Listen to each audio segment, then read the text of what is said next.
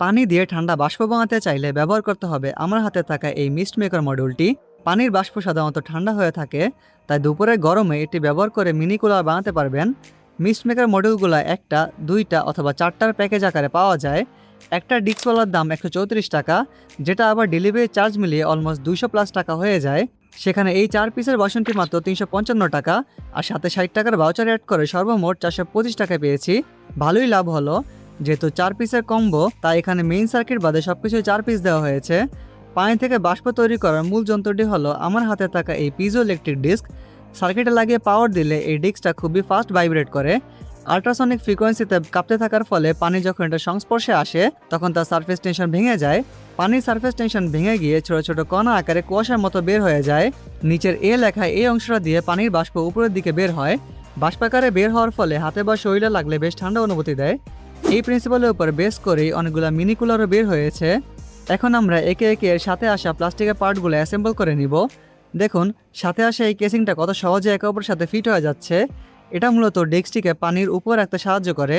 এই প্যাকেজে আরও দেওয়া হয় 4টা স্ট্র বা পাইপ। এগুলোর ভিতরে কিছুটা সফট ফোমের মতো, তবে এগুলো মেনলি পানি সাকিন করার কাজ করে।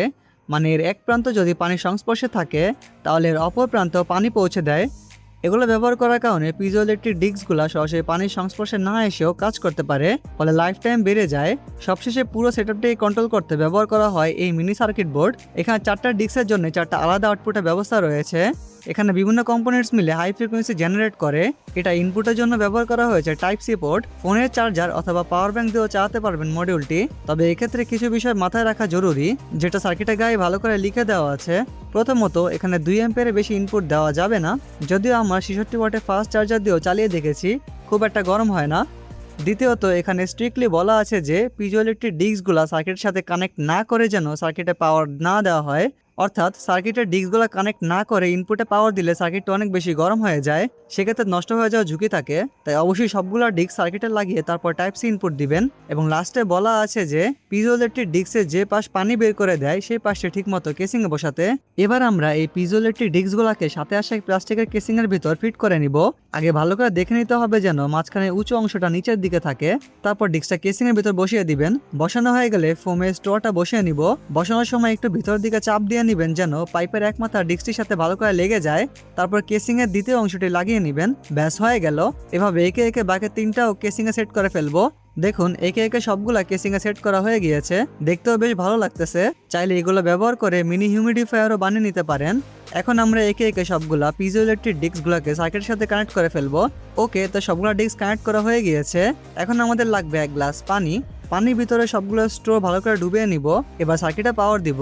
সার্কিটে পাওয়ার দেওয়ার জন্য আমার ফোনের চার্জার ব্যবহার করব। দেখুন, সার্কিটে পাওয়ার দেওয়ার সাথে সাথে পানি বাষ্পীভূত হওয়া শুরু হয়েছে। দেখতে যেমন সুন্দর লাগে, ধরতেও তেমনই ঠান্ডা লাগে। তবে অল্প কিছুক্ষণ হাত রাখলে হাত ভিজে যায়, পানি জমে যায় আর কি। হিউমিডিফায়ার বানিয়ে রুমে আর্দ্রতা বজায় রাখতে কিংবা ডিসি ফ্যানের সাথে ব্যবহার করে কুলার বানাতে ব্যবহার করতে পারেন এটি। এখন আসি এর একটা খারাপ দিক নিয়ে। পানিতে থাকা মিনারেলস যেমন ক্যালসিয়াম, ম্যাগনেসিয়াম অথবা অন্য ধাতব লবণের কারণে এই ডিস্কগুলো সময়ের সাথে সাথে কার্যক্ষমতা হারিয়ে ফেলে। পানি মিনারেলস গুলা এর গায়ে জমে গিয়ে এটিকে নষ্ট করে ফেলে। তখন চাইলে এই ডিস্কগুলা বা ফক চিপগুলা চেঞ্জ করে আবারও সার্কিটটি দিয়ে বাষ্প বানাতে পারবেন। আজকের ভিডিও এই পর্যন্তই। ভিডিও ভালো লাগলে লাইক করে চ্যানেল সাবস্ক্রাইব করে দিন। দেখা হবে অন্য একটা ভিডিওতে। টাটা।